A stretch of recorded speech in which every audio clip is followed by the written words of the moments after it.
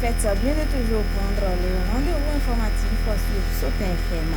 Le 10e congrès de l'Association pour la promotion de l'intercommunalité dans le département de la Liborie, APIDA, il s'est ouvert hier, mercredi 24 avril 2024, dans la salle de réunion de l'hôtel Séjour du Sahel. Ici à Malanville, les assises ont connu la présence des élus locaux et des maires des 6 communes du département de la Liborie. Les précisions sont à suivre. Le monde entier commémore ce jour la 17e journée mondiale de lutte contre le paludisme et cette journée initiée par l'Organisation mondiale de la santé OMS permet de renouveler les engagements politiques et de donner un coup de fouet aux investissements dans la lutte anti-paludisme. Pour comprendre de cette maladie, les précisions sont à suivre avec le docteur Oukouli, médecin coordonnateur de la zone sanitaire Malanville Carillon.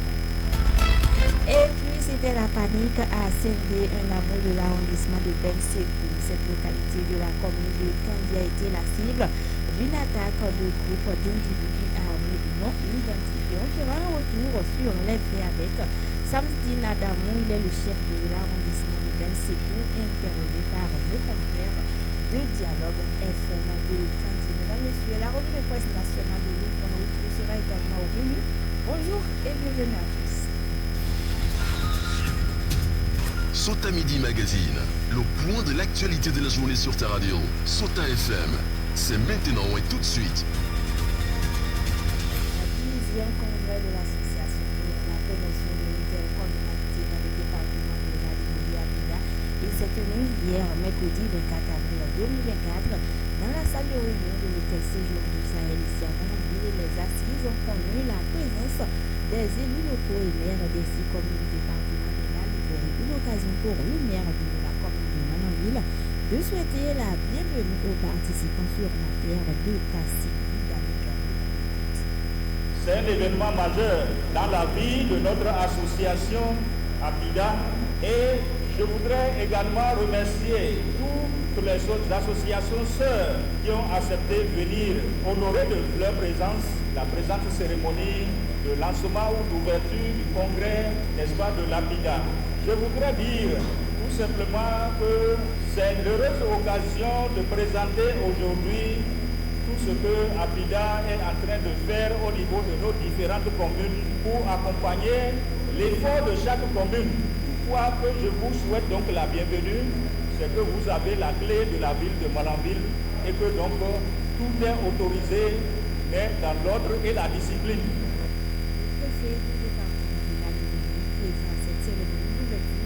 Du 10e congrès de l'APIDA a vanté les mérites de cette association ainsi que ses partenaires. Ahmed Abeloki Sama présente l'invitation.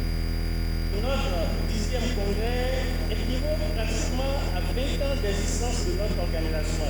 Pour les êtres vivants et pour toute organisation, c'est un acte de maturité et partant de prise de conscience de ses responsabilités. Je suis donc fier parce que dans notre pays, le Bénin, l'APIDA est une référence. Elle est reconnue comme l'une des plus dynamiques et des plus grandes associations intercommunales dans sa mission de développement territorial. L'APIDA s'est toujours illustrée non seulement au Bénin, mais également dans la sous-région ouest-africaine et même au-delà.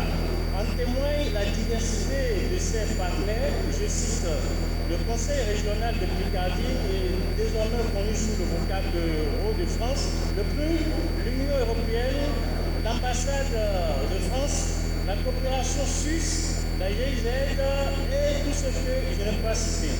Et à l'issue de ce 10e congrès de l'APIDA, les congressistes ont décidé de remettre la présidence de l'APIDA à la première autorité de la commune de Malanville. Ainsi, Didami Gado prend les rênes de l'APIDA pour un mandat de 2 ans. Et dans son discours, l'autorité communale a pris l'engagement de faire rayonner l'APIDA. Et ce sont des propos de Didami Gado, maire de la commune de Malanville.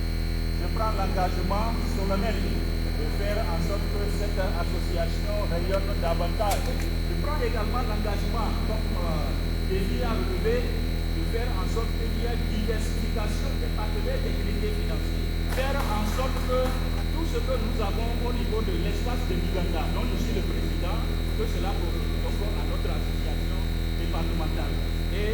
seul sait que la coopération suisse est sur tous les fronts à la fois. Nous sommes en train de financer aujourd'hui, avec l'intermédiaire donc de l'UOMOA, 2 équipes d'ambassadeurs, à hauteur de 260 millions au moins, à Karimama et à Manambi. J'ai plusieurs casquettes, et ces casquettes-là sont plutôt favorables pour l'une ou l'autre structure, parce que toutes ces deux structures interviennent pour mettre donc les populations dans des conditions telles qu'elles soient mises à l'abri du besoin. La question sécuritaire doit être donc au quotidien la réflexion au niveau donc de APIDA, parce que nous devons faire en sorte que nous puissions accompagner, n'est-ce pas, tout ce qui est structure chargée donc de la sécurité, pour que nous puissions aussi apporter notre grain de sel au niveau donc de la construction de la paix et de la sécurité, de la cohésion sociale au niveau de l'ensemble du département de l'Aïmouri. Le directeur exécutif de l'APIDA dit être satisfait du déroulement du 10e congrès de l'APIDA, Adam Kamini. Ça a été une grande mobilisation. Nous avons eu pour ce congrès l'ensemble des 6 maires des communes de l'Albouri. Il y a eu une forte mobilisation des congressistes. Je voudrais nommer les conseillers communaux. Donc pour moi, en tant que directeur du service technique, c'est une satisfaction et je voudrais vraiment l'exprimer. Il faut retenir que tout s'est très bien passé. Tout s'est très bien passé depuis les préparatifs. La dernière séquence, c'est la mise en place du nouveau bureau. Cela s'est passé dans la convivialité. C'est de façon consensuelle que les maires se sont accordés pour mettre en place le nouveau bureau. Et c'était la Panika Sendé, l'amour de l'arrondissement de Belsico. Cette localité de la commune de Kendi a été la cible d'une attaque de groupe d'individus armés non identifiés. Nous avons procédé au dépouillement des habitants de ce village après avoir ouvert le feu sur des concessions dans la plus grande psychose des sacs de maïs, d'importantes sommes d'argent et d'importantes sommes d'argent des engins ont été emportés par ces individus. Retour sur la refaire avec Samsidine Adamou, il est le chef de l'arrondissement de Belsico au micro de mon confrère Dans la nuit du 23 au 24, nous avons malheureusement reçu la visite des individus armés non identifiés, précisément dans la localité de Sandé, une ferme du village de Bensekou, non loin de Guédarou. Des individus armés ont fait irruption dans la ferme et ont fait usage d'armes à feu sur les concessions. Donc ils ont tiré sur les concessions et ça a paniqué les populations. Et heureusement, nous n'avons pas eu de perte en vie humaine, sauf qu'ils ont dépouillé, ils ont dépouillé 3 concessions de leur liquidité, c'est-à-dire d'argent. Ils sont partis avec de l'argent et 3 motos. Donc, parmi les 3 motos, il y a une qui n'a pas pu continuer simplement parce que au moment où ils tiraient sur les concessions, l'une des motos a reçu une balle au niveau d'un pneu et ils ne savaient pas qu'il avait emporté. Ils ont dû l'abandonner quelques kilomètres après. L'impulsion des individus armés non identifiés de ce mercredi n'est pas la première à Bensico. La localité a déjà été victime de ces opérations de malfrats qui réussissent à se tirer d'affaires et d'autres cas ont été déjà signalés, tels que nous le confie Samsidine Adamou, le chef de l'arrondissement de Bensico, qui salue d'ailleurs la promptitude des éléments de la police républicaine. Le commissariat est à pied d'œuvre. Il faut féliciter le commissaire de Bensekou qui, pour sa promptitude, déjà aux environs de 3h30, entre 3h et 4h, il avait déjà pu mobiliser sa patrouille sur les lieux. Et il est rentré au petit matin et la procédure suit son cours pour pouvoir avoir une idée précise du montant qui a été emporté. Il faut quand même dire que c'est la 2e ou la 3e fois que dans l'arrondissement, nous recevons une telle incursion. Cette incursion, c'est-à-dire la dernière, on a identifié des hommes armés. Les 2 passés qui sont intervenus en décembre, en fin d'année, dans le village de Bensekou, et un autre en janvier, toujours dans le village de Bensekou, on n'a pas pu avoir une idée précise. C'était des gens armés. Si c'est le même groupe, on ne On n'a pas pu savoir si c'est le même groupe, mais il faut dire que ce qui est arrivé en janvier et en décembre, ils ont emporté 6 millions. C'est un indice. Bon, le second coup, ils sont partis produits. Donc, pour le dernier, je ne sais pas si c'est les mêmes auteurs, c'est les mêmes personnages. Pour ce qui est arrivé hier, les gens ont clairement identifié que c'est des individus et armés.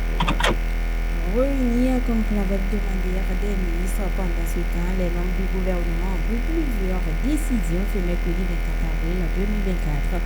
Ceci sous la présidence effective du chef de l'État Patrice Talon. Dans le cadre de la lutte contre le blanchiment de capitaux, le terrorisme, il a été décidé la création du registre des bénéficiaires effectifs auprès de l'Agence nationale du domaine et du foncier. Vous invite à suivre les précisions avec le secrétaire adjoint et porte-parole du gouvernement, Wilfred Léandre. Il ressort de différents rapports de structures spécialisées, aussi bien nationales qu'internationales, dans la lutte contre le blanchiment de capitaux et le terrorisme, que le secteur de l'immobilier et du foncier est le plus susceptible de servir à investir de l'argent illicitement gagné. D'après ces mêmes rapports, notre pays n'échappe pas à cette tendance, car des immeubles peuvent facilement s'acquérir pour le compte de personnes physiques dissimulées derrière des personnes morales et ou constructions juridiques sans que l'on puisse les identifier clairement. En effet, l'anonymat et l'opacité dans lesquelles se déroulent certaines transactions foncières et immobilières sont de nature à user de ce moyen à des fins de blanchiment de capitaux et de financement du terrorisme. Aussi, suivant les recommandations de ces structures, notamment le groupe d'action financière GAFI, s'avère-t-il opportun de mettre en place un cadre légal pour la collecte, la vérification et la publication des informations relatives aux bénéficiaires effectifs sur un site web officiel lors de l'établissement et de la mutation de titres fonciers. C'est à cette fin que le présent décret est adopté. Il consacre la création auprès de l'Agence nationale du domaine et du foncier du registre des bénéficiaires effectifs dans le secteur de l'immobilier et du foncier. Au titre des communications, une seule décision a été prise, celle relative à la mission d'études complémentaires relative à la réalisation d'un système d'épuration des eaux usées domestiques à Ganvier. Wilfred Léandre pour plus de précision.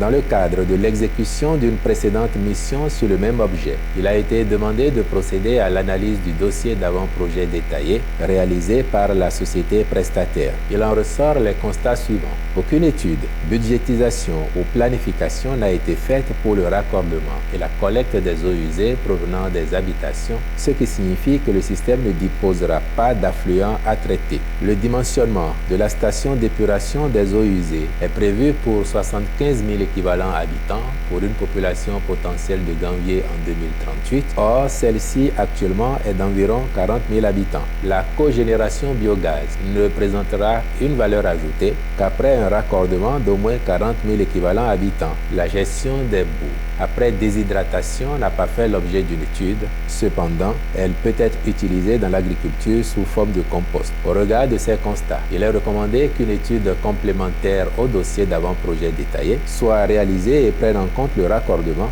la collecte, de même que le traitement des eaux usées. Elle sera assortie d'un cahier de charges d'exploitation et d'entretien du système afférent pour une durée minimale de 5 ans. Sota Info Midi, le point de l'actualité sur ta radio. Mesdames, Messieurs, on va parler santé à présent. Le monde entier commémore ce jeudi 25 avril 2024 la 17e journée mondiale de lutte contre le paludisme. Cette journée initiée par l'Organisation mondiale de la santé OMS permet de renouveler les engagements politiques et de donner un coup de fouet aux investissements dans la lutte anti-paludique. Pour comprendre de cette maladie du paludisme, Dr Olukuku Olukoni explique. Le paludisme, il faut dire, c'est une maladie parasitaire causée par une parasite suite à une piqûre de moustique femelle qu'on appelle anophèle. Ça se traduit par des symptômes, en l'occurrence la fièvre, et d'autres avec des vomissements, les maux de tête et autres, surtout avec manque d'appétit. Le paludisme constitue la première cause de consultation et d'hospitalisation dans nos structures de soins.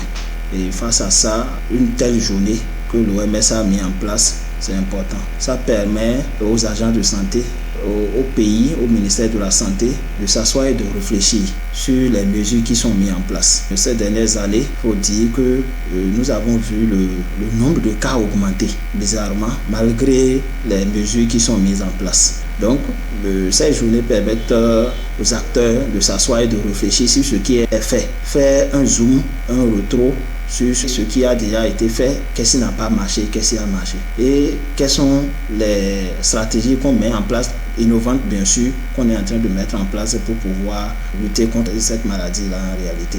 Des dispositions sont prises au niveau de la zone sanitaire Mananville carrément pour prévenir le paludisme, surtout pour les enfants de 0 à 5 ans. Docteur Olukuni prodigue ici quelques conseils pratiques aux populations. On l'écoute. Depuis 2019, notre zone sanitaire même fait partie des 2 premières zones qui ont commencé la chimioprévention du paludisme saisonnier.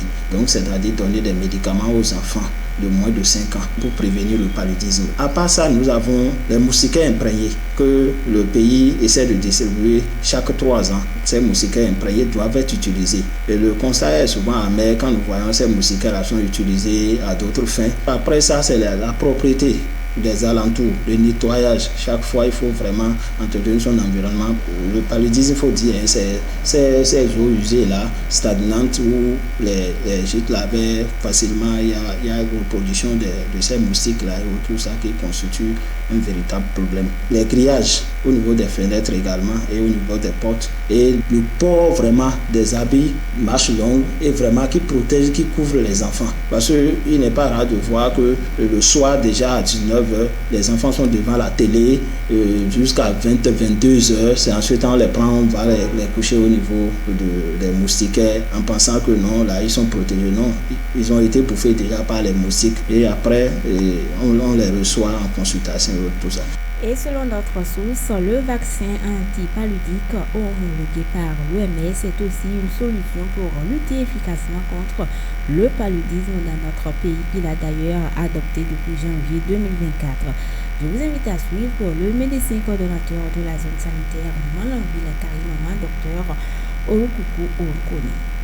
Depuis janvier 2024, le 15 janvier, le gouvernement a reçu des vaccins contre le paludisme. L'OMS a homologué ces vaccins-là. Ils sont déjà utilisés dans d'autres pays, donc Sierra Leone, Ghana, et au Cameroun et autres. Ça a montré ses preuves avec une diminution drastique vraiment du nombre de cas de paludisme, du nombre de cas de décès également. Donc le Bénin a opté pour l'utilisation de ces vaccins-là. On a reçu près de 200 000 doses au Bénin. Le ministre de la Santé, Benjamin Bati, fait le lancement officiel de la mise en place de ce vaccin-là dans la vaccination de routine. Donc, le lancement officiel est pour ce jour et nous allons commencer par utiliser les vaccins contre le paludisme. Et c'est 4 doses qu'un enfant doit recevoir déjà à partir de 6 mois. Donc, on donne la première dose. À 7 mois, on donne la deuxième dose. À 9 mois, on donne la troisième dose. Et à 18 mois, on fait le rappel. Et ça protège vraiment les enfants pour une durée de plus de 7 ans. La cible qui est la plus vulnérable, c'est les enfants moins de 5 ans. Et c'est ces enfants aujourd'hui qui bénéficient de ces vaccins-là. Hors de nos frontières, présent, c'est avec Zulkifilou Lona, déjà installé. Zulkifilou Lona, bonjour. Bonjour, Pirata Povo. Au Togo, les candidats à la rencontre des habitants de Lomé. Au Togo, Pirata Povo, au 12e jour de la campagne, les choses s'accélèrent. Les candidats rivalisent d'ardeur pour séduire. Ils usent de toutes les stratégies. Distribution de badiers, tricot, parfois aussi de la nourriture aux populations. Les rencontres ciblées et les porte-à-porte sont les plus prisées de ces jours dans la capitale.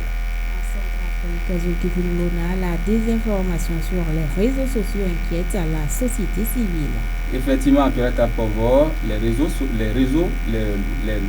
fausses nouvelles prennent de plus en plus d'ampleur, notamment à cause des réseaux sociaux en Centrafrique.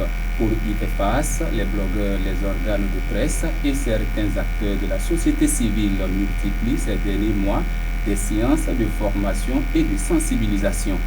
Merci beaucoup à vous, Zulkifilou Lona, pour toutes ces précisions. C'est l'heure alors, mesdames et messieurs, de suivre la revue de presse nationale de ce jour. C'est une présentation de Luc Manouoroutier. Suivez la revue de presse sur Souta FM. Amis de la plume et du papier, mesdames, messieurs, bonjour. Dans l'actualité ce jeudi, démarrons avec l'audience de l'affaire bavure policière à Nati Tengu. Les réquisitions du ministère public sont connues, rapporte Matin Libre. Le journal, tout comme Éveil Info, le Télégramme et le Matinal renseignent que l'audience de l'affaire bavure policière à Nati Tengu s'est tenue hier mercredi 24 avril au tribunal de Nati Tengu.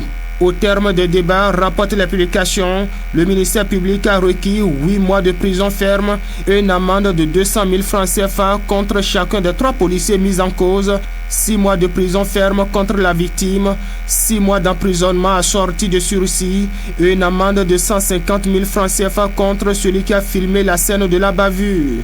Le délibéré est attendu aujourd'hui, précise Matin Libre.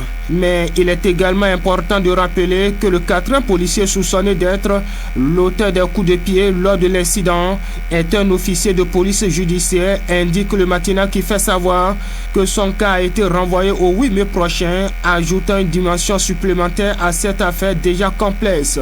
En attendant la prochaine date de comparution de cet officier de police judiciaire, Matin Libre, Fraternité, Les 4 Vérités, Décryptage Info, L'Échiquier, L'Affiche du Jour, Le Grand Jury, Nord-Sud Quotidien, Éveil Info et Le Soleil Levant rapportent que l'amende de la contravention du défaut de port de casque des motocyclistes est réduite de moitié.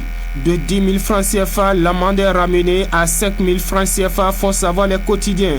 Alors, pour Fraternité, à travers cette décision, le gouvernement joue la carte de l'apaisement. En cas d'infraction de non-port de casque, Dynamise Info reprend que l'usager devra désormais payer 5 000 francs CFA au lieu de 10 000 francs perçus jusque-là. Le journal précise que c'est ce qui ressort du communiqué du ministre de la Sécurité publique en date du 24 avril, hier donc. À la lecture de ce communiqué, le journal déduit que le gouvernement suit de près les réactions découlant des contrôles du port de casque sur les voies publiques et prend enfin ses responsabilités. À travers ce communiqué, le gouvernement s'est adressé aux fonctionnaires de la police républicaine dans l'excès de zèle d'après Dynamise Info pour lequel c'est un communiqué du gouvernement qui dégonfle les flics dans l'excès de zèle. Pendant ce temps, le même journal, c'est-à-dire Dynamise Info, s'intéresse aux publications d'indices de bonheur au Bénin. Alors que ça chauffe dans les ménages avec les difficultés pour le grand nombre de joindre les deux bouts, écrit le journal, des structures publient des rapports pour laisser croire que les Béninois vivent bien. Un état de choses, un mensonge déguisé auquel il faudra mettre fin pour éviter d'en rajouter à la colère de la population déjà ambiante, s'offusque mon confrère. Et de son côté, dans le reste, le grand regard tourne son regard vers le colloque de l'Église catholique sur le code électoral. Quelques jours avant l'ouverture de ce colloque qui vise à faire une analyse objective des modifications du code électoral et le vivre ensemble au Bénin, observe mon confrère, certaines voix semblent condamner la démarche du clergé catholique et travaillent même au boycott de cette assise. Mais que gêne la démarche du clergé catholique, s'interroge le Canard qui voit plutôt la conférence épiscopale du Bénin en sentinelle pour la paix sociale. Dynamise Info n'en dira pas le contraire lorsqu'il écrit que l'Église catholique est dans une démarche préventive et très responsable. Reconnue pour sa contribution majeure à la réussite de la conférence nationale de 1990, l'Église catholique, défend le journal, reste attachée à cette vision en appelant à poser raisonnablement les règles du jeu pour esquiver les tensions inutiles. Alors apprécie mon confrère, suivant de près ou vivant l'actualité dans le pays, elle ne saurait croiser les bras pour agir plus tard en sapeur-pompier. C'est ce qui justifie les initiatives de la conférence épiscopale du Bénin à l'effet de consolider le vivre ensemble pour que si c'est le cas, il ne soit davantage fragilisé à la suite des élections controversées, termine Dynamise Info. Les autres détails à découvrir dans les colonnes du quotidien. Ainsi va, mesdames, messieurs, l'essentiel de l'actualité tel que traité par les publications ce jeudi. Fin de cette revue. Merci de m'avoir suivi. À demain. C'était la revue de presse sur Sota FM.